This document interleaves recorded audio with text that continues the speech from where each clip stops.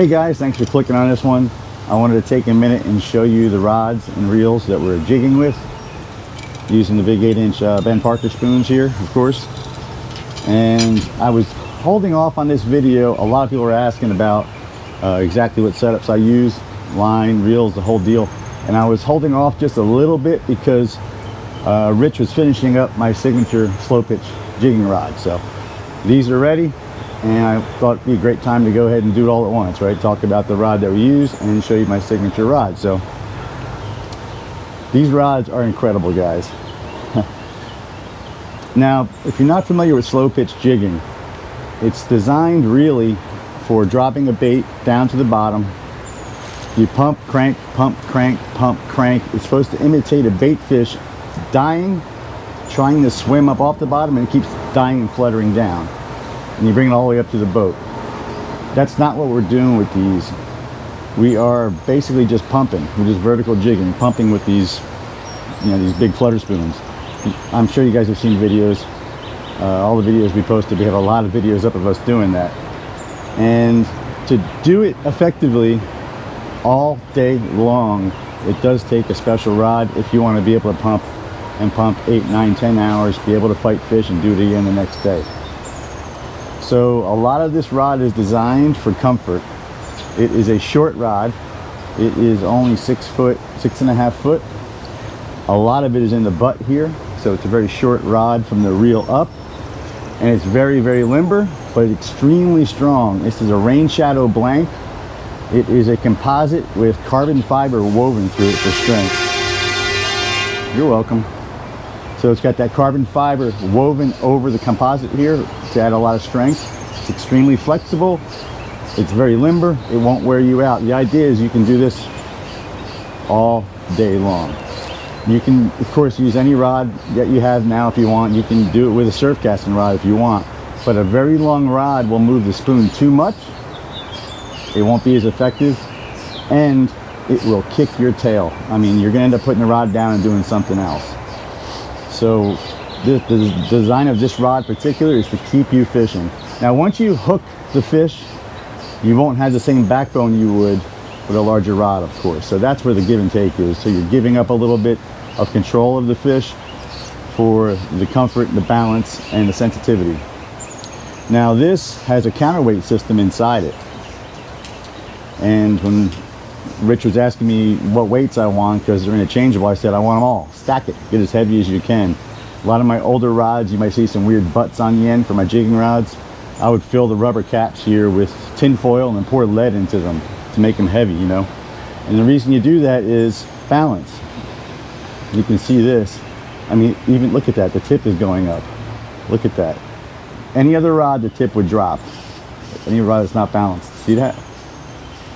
The tip is extremely light, and with the tip being so light like that, what's so nice about it is the slightest touch of a fish will tip the rod. It's just so magnified that slightest touch pulls the rod tip down, and it just really transfers all the way down to your hand. It's light, easy to use, very balanced. The butt is good here for under your arm when you're pumping, and Rich just did a heck of a job on this. Like I said, you can use any rod you want. If you can't afford a rod like this, or if it's just not in your budget right now, any short limber rod will get the job done. I have an old ugly stick. It's just a 6-foot ugly stick. It's from 1978, and it actually is a nice little jigging rod. It's very limber, so it won't wear you out. It won't move the spoon too much. Of course, it has no power at all. Those ugly sticks will bend all the way down to the reel seat, and the butts aren't very long, so you do get a little more tired than you would with this, but it's a very fine rod to use. I've done it for years. So I don't want you guys to think that if you're not using this, you're just missing out, you're making a huge mistake. You're not. I mean, this is just a very comfortable rod, and like I said, if after a while you put it down and you don't want to do it anymore, I mean, that's a terrible rod to have. If it's a rod you don't want to use anymore, it's a rod that can't be on my boat. It's got to be comfortable. All right, this is the conventional version here. Carbon fiber grips. Again, extreme sensitivity. If you've never used a rod with carbon fiber grips, the sensitivity feels like you're holding the blank, and only the blank. Because it's so hard, it really transfers everything right to your hand. Very sensitive. They're expensive, you know, but I think they're worth it for something like this, because you're on that semi-slack line going down, and the slightest touch you can miss because you have that semi-slack going down. So any added sensitivity to the rod is a thumbs up. So this is the conventional version here, and the spinning version. The rod is almost identical. Obviously, the placement's slightly different. It has a counterweight system with the rubber gimbal. Look at the balance on that. Go to any rod that you have and put your finger over the reel. There's no way the tip is coming up. They always drop. This counterweight does it all. One advantage to the spinning setup is you could also cast a spoon. Okay, you can cast a spoon with this as well, but if you're dealing with wind, maybe people aren't comfortable casting a conventional reel with no cast control in it. Of course, if you're going to put a bait caster reel on that with a cast control, you'll still get the best of both worlds with that rod, but a lot of people don't use those. Most people like to use a spinning reel. And the spinning rod here, Mike has been using his for probably 8 months now. His was a prototype version, and this is the final version. It is my signature rod. It will have my name on it. And when we designed the signature rod, it was my dream rod. Okay, there's a lot of $200, $150 rods out there that are pretty good. I didn't want another one of those and just put my name on some other rod. I wanted a rod that is my perfect rod. I cannot do anything to this to make it more perfect for me. It might not be perfect for you, but it's the rod that I want. It's the best possible rod that I will use every single day. Okay, so it is my rod. That's my signature rod. So very similar rods, same rain shadow blank, same carbon fiber grips. The counterweight system extremely balanced, extremely light. This will not wear you out, and you can cast the spoons as well. Even this big, you know, fluttery spoon that wants to get caught in the wind, you can whip them all day long with this. Also, both rods have carbon fiber reel seats as well. No foregrip in the front, so you can grab this nut and really tighten the reel down. It's not where there's a foregrip here and you have these little screws to get to. A lot of conventionals like that, you'll see these two little nuts. Here we have a lot of room for it, but two little nuts above this reel is kind of difficult to get to, so that's why we went with that big nut right there. All right, going back to the conventional here real quick. You might notice in the videos, all the conventional reels on the boat are left-handed. And we've had a few guests out this year, and they all said the same thing. Oh, I need one you crank on the right. I said, why don't you try the one with the left? Well, I'm really comfortable with right. I said, all right, you know, use the one with the right. And when they have it on the right, you know, I see them doing this, because they're getting tired and they're cranking like this. You're doing all the work, 99% of the work all day long is this. You want to do it with your dominant arm, right? Not with your left.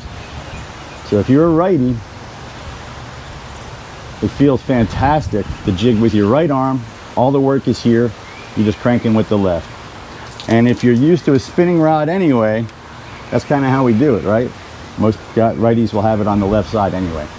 So every person that I've recommended the left-handed to has either called me or emailed me, texted me and said, holy cow, Mike, what a difference. I was not able to do it all day long like this with my left hand. So that's why you're seeing left-handed retrieves on all our jigging rods. Again, it's my setup. It's what I like for myself. It might not be the same for you, but I highly recommend you try it if you're a righty. And if you're a lefty, do the opposite. If you're a lefty, get a right-handed retrieval. If you're a lefty, get a right-handed retrieve, so you can use your dominant hand to pump all day long. And when that fish hits, guys, I mean, there's sometimes you're pumping for an hour. You kind of get lulled to sleep, and when the fish hits like a freight train, you better have that rod real firm in your hands, and using your dominant arm to hold the rod really helps. All right, let's talk about line. Everything we jig with artificials, anything we're casting with, jigging with, if the rod is in our hand when the fish strikes, I want braid on the reel. If the rod is in the rod holder, I want mono. So if it's bait, cut bait, live bait, trolling, whatever, If it's in the rod holder at the strike, I want mono, because I don't want the fish to feel the rod tip. Okay, I want him to go ahead, get the bait down, turn, swim away, load the rod, stretch out that mono, and then take off and set that hook. If you have a stiff rod for that and you have braid and it's in the rod holder, so many times the fish will pick it up, feel the tip of the rod, drop the bait.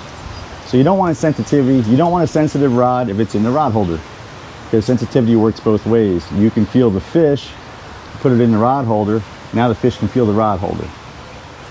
So great rule of thumb, if it's in the rod holder at strike, you want mono. If it's in your hand at strike, braid. Now on these spinning setups, we have 30-pound braid, and the fluorocarbon top shot will change, you know, depending, anywhere from 20 to 40 pound. This is 20 pound on here right now. The heavier line wasn't getting as many strikes. And the way we attach this,